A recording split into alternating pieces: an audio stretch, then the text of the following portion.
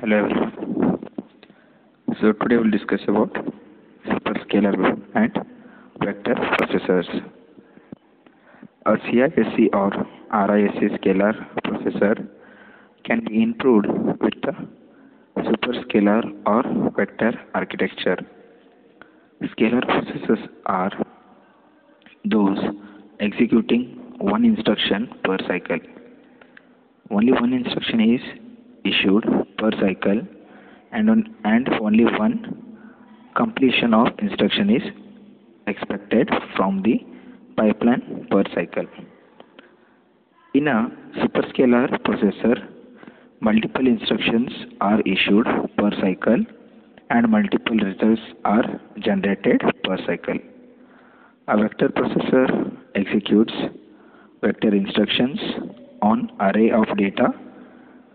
Each vector instruction involves a string of repeated operations which are ideal for the pipelining with one result per cycle.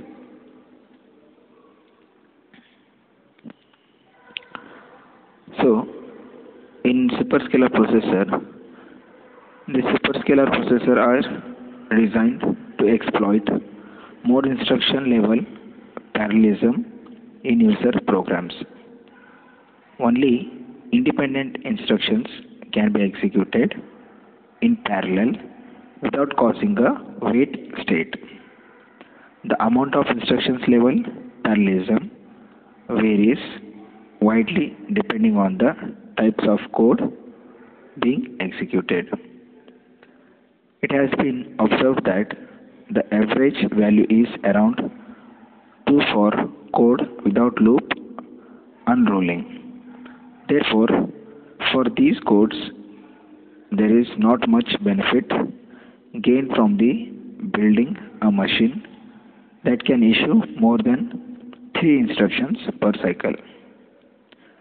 The instruction issue degree in a superscalar processor has thus been limited to 2 to 5 practice. So what about pipelining in superscalar processor? So the fundamental structure of a 3-issue superscalar pipeline is given in figure. So superscalar processor were originally developed as an alternative to vector processors with a view to exploit higher degree of instructions level parallelism. A superscalar processor of degree M can issue M instruction per cycle. The basic scalar processor implemented either in RISC or CISC has M is equal to 1. In order to fully utilize a superscalar processor of degree M, the M instructions must be executable in a parallel.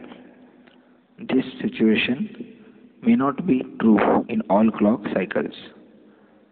In that case, some of the pipelines may be stalling in wait state. In a superscalar processor, the simple operation latency should require only one cycle as in the base scalar processor. Due to the desire for the higher degree of the instructions level parallelism in programs, the superscalar processor depends more on an optimizing compiler to exploit the parallelism. So this is all about the superscalar and the superscalar processors along with the pipelining in superscalar processor.